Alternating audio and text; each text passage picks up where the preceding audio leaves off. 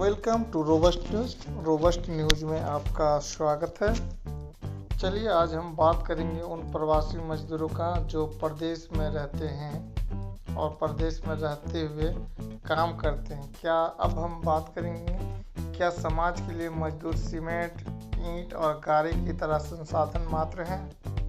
चलिए इस सवाल का जवाब खोजते हैं। मजदूरों के हित निजी संपत्ति के मालिकों के हितों पर ही निर्भर है। सरकार सामाजिक व्यवस्था भी उन्हीं के लिए कायम करती है। अंत में यही कहा जाएगा कि उसने रेल भी मजदूरों के हित में रद्द की है, उन्हें रोजगार देने के लिए। चलिए खबर में और आगे बढ़ते हैं। यह आज हमें तय करना ही पड़ेगा कि हम इंसानियत या इस सरकार में से एक को चुनें। सरकार कर्नाटक की है, लेकिन केंद्र सरकार को बरी किया जा सकता है, यह भी एक सवाल है। दूसरे, हमें यह भी तय करना पड़ेगा कि क्या मजदूर को सिर्फ उत्पादन का एक साधन या संसाधन मानते हैं या इंसान के तौर पर उससे रिश्ता बनाने को तैयार हैं, यह भी एक सवाल है।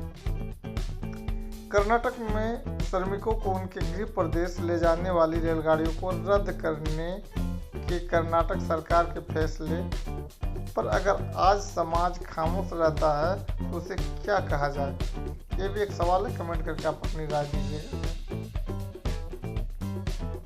पिछले 40 दिन से भी ज़्यादा से हजारों लाखों मजदूर किसी तरह समाज की दया के बल पर सरकार की असंवेदनशीलता झेलते रहे और इसका इंतजार करते रहे कि तालाबंदी में ढील मिलते ही पहले मौके पर वे अपने घर लौटे जहां उनके अपने हैं। ठीक है कि जहां उनके घर हैं वहां काम नहीं है और इस वजह से वे हजारों किलोमीटर दूर आकर काम खोजने पर मजबूर है। लेकिन इसका यह मतलब यह कतई नहीं है कि वे इस काम के स्रोत मात्र हैं और काम के मालिकों के लिए सीमेंट, ईंट और गारे की तरह के संसाधन मात्र हैं। अगर आप नए हैं तो चैनल को सब्सक्राइब कर लें, कमेंट में अपनी राय दें। क्योंकि उनकी ज़रूरत कर्नाटक की सड़कों, इमारतों के लिए है, उन्हें उनके घर जाने नहीं दिया जा सकता। कर्नाटक सरकार ने बड़ी ही ढिठाई से यह तर्क देकर उन्हें कैदी बना लिया है। केंद्र सरकार ने जब बिना किसी चेतावनी के देशव्यापी तालाबंदी का ऐलान कर दिया तो ये सारे मजदूर कैद हो गए। काम ठप था और ये प्राय असंगठित क्षेत्र में काम करने वाले लोग थे।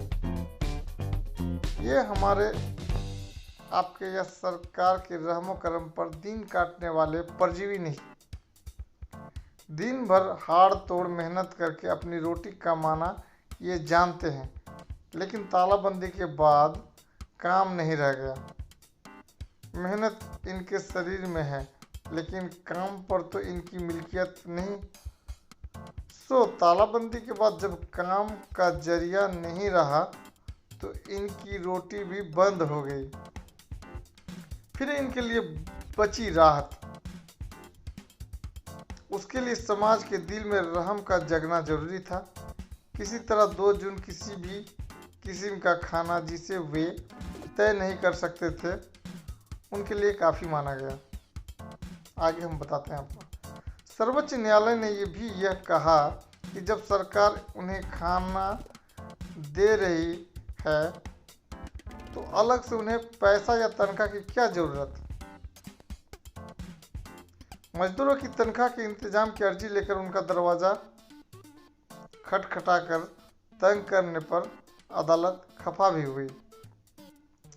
जब मजदूरों ने यह देख लिया कि उन्हें ईंट गारे से अधिक कुछ नहीं माना जाता तो वे उस ठिकाने को निकले जहां वे इंसानी रिश्ता महसूस करते हैं। लेकिन उन्हें धकेल कर वापस कर दिया गया क्योंकि समाज को अपनी सेहत की फिक्र थी और इन मजदूरों के आने जाने से उसे वायरस के संक्रमण की आशंका थी। अब 40 दिन गुजर जाने के बाद और चौतरफा हाहाकार के बाद और उससे भी ज़्यादा इन मजदूरों से पीछा छुड़ाने के लिए बिना रुपये पैसे के इन्हीं मजदूरों से किराया लेकर रेल चलाने का निर्णय लेने के बाद यह कहा गया कि सरकार मेहरबान है।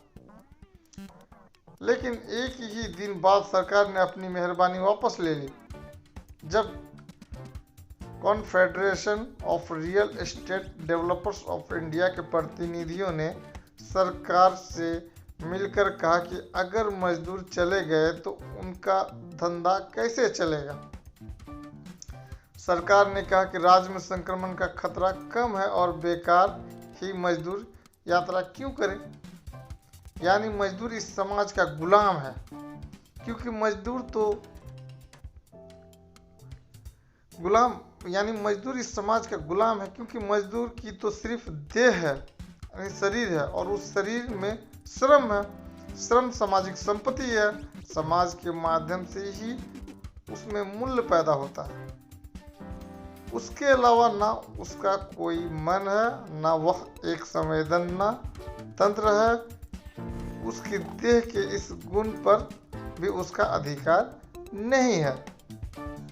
कार्ल मार्क्स ने गोथा कार्यक्रम की आलोचना में यही कहा था कि समाज को सबसे ऊपर रखने का मतलब यह है कि मजदूर पर पहला दावा सरकार और उससे जुड़ी हर संस्था का हो जाता है, क्योंकि सरकार ही तो है जो सामाजिक व्यवस्था बनाए रखती है। सरकार के बाद निजी संपत्ति के अलग अलग तरह के मालिकों का दावा उन पर हो जाता है, क्योंकि आखिर यही तो समाज की नींव है। मजदूरों के हित निजी संपत्ति के मालिकों के हितों पर ही निर्भर है। सरकार सामाजिक व्यवस्था भी उन्हीं के लिए कायम करती है। अंत में यही कहा जाएगा कि उसने रेल भी मजदूरों के हित में रद्द की है, उन्हें रोजगार देने के लिए।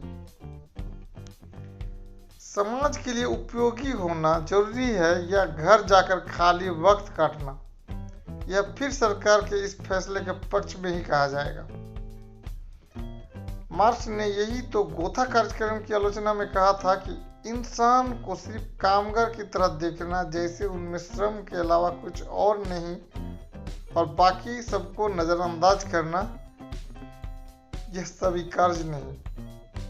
क्या हम भी महामारी का बहाना लेकर सरकार को इन मजदूरों पर कब्जा करते हुए खामोशी से देखते रहेंगे? आपके ऊपर छोड़ देते हैं कि कमेंट में अपनी राय दें। आपको हमारा ये विचार, जानकारी हमारी टीम की ओर से भेजा हुआ ये जानकारी आपको कैसा लगा? अच्छा लगे तो कमेंट में अपनी राय दें। आपका दिन शुभ रहे। Thanks audience, thanks listener.